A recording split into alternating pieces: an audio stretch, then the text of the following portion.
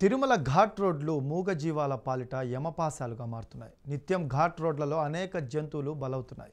వాటిలో ఇప్పటికే అంతరించిపోతున్న అనేక జంతువులు, పక్షులు కూడా ఉన్నాయి. ఇంత జరుగుతున్న అటవీ శాఖ సిబ్బందికి కానీ, వన్యప్రాణి సంరక్షణ అధికారులకు కానీ ఏం పట్టనట్లు వ్యవహరిస్తున్నారు. ఏడుకొండల్లో నోరులేని మూగ జీవాల అరణ్య రోధనపై స్పెషల్ స్టోరీ.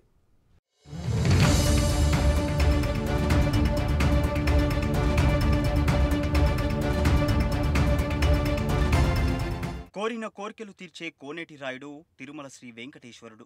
నిత్యం వేలాది మంది భక్తులు ఆయన దర్శనం కోసం తిరుమల వస్తుంటారు. భక్తి శ్రద్ధలతో పూజలు చేస్తారు. తిరుమల వచ్చే భక్తులు స్వామివారితో పాటు ఆ అడవుల్లో వెలిసిన జంతువులు, పక్షులను కూడా సమానంగా కొలుస్తారు. దీంతో టీటీడీ కూడా భక్తుల మనోభావాలను దృష్టిలో పెట్టుకుని వన్యప్రాణులు, పక్షులకు ప్రాధాన్యతనిస్తోంది. స్వామివారి వాహన సేవలకు వన్యప్రాణుల పేర్లే పెడుతోంది.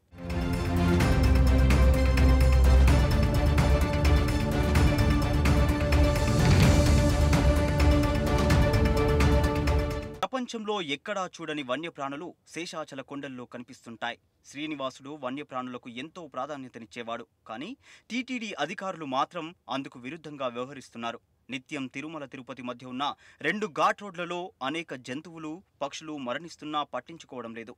దీంతో పేరు గొప్ప ఊరు దిబ్బ అన్నట్లు తయారైంది శేషాచలం అడవుల పరిస్థితి.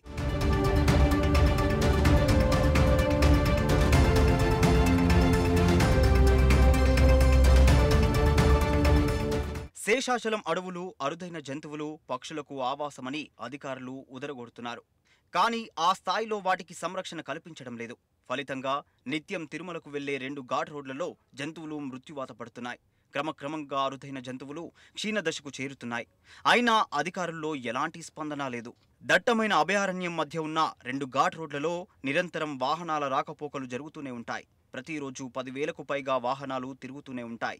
మలుపులతో కూడిన ఘాట్ రోడ్లలో జంతువులు ఆహార అన్వేషణ కోసం అటు ఇటు తిరుగుతుంటాయి. ఇలా రోడ్డు దాటుతున్న జంతువులను వాహనాలు ఢీకొట్టడంతో అవి మృత్యువాత పడుతున్నాయి. ఇందులో చిరుతలు, జింకలు, ఏనుగు పిల్లలు, దుప్పులు, పందులు, గడ్రంగులు ఎక్కువగా బలవుతున్నాయి. రోజుకు 0.5% నుండి 1% వరకు జంతువులు ప్రమాదాలలో చనిపోతున్నట్లు నిపుణులు అంటున్నారు.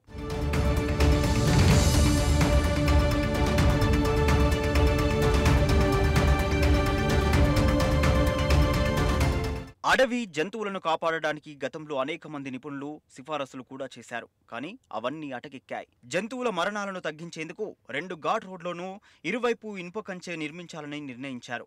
జంతువులు తమ స్వేచ్ఛకు భంగం లేకుండా తిరగడానికి కల్వార్టులు నిర్మించాలని కోరారు. అయినా ఎలాంటి ఫలితం లేకుండా పోయింది. అసలే కాదు, ప్రభుత్వ అధికారులు, టీటీడీ వాళ్ళు వాటిని పరిరక్షించుకోవడానికి ఒక ఫెన్సింగ్ వేసుకోవాలి. అర్ధరాత్రుల్లో మిడ్నైట్ 12, 1 గంటకు పంపిస్తాను. వాటికి స్వేచ్ఛ లేకుండా విపరీతంగా రోడ్డు మీదకి వచ్చి అవి నీళ్లు తాగేదానికి వస్తూ ఉంటే ఈ బస్సులు, కార్లు గుద్దేసి ఎన్నో ప్రాణులు చచ్చిపోతాయి. గతంలో ఎన్నో ప్రాణులు చచ్చిపోయినాయి. మూగజీవులు దారుణంగా చనిపోతున్నాయి.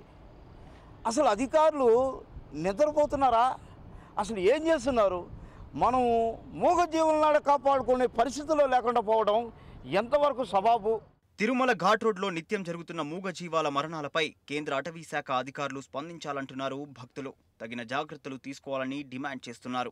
లేకపోతే ఉన్న కొద్దిపాటి పశుపక్షాలు కూడా కనుమరుగైపోతాయని ఆవేదన చెందుతున్నారు.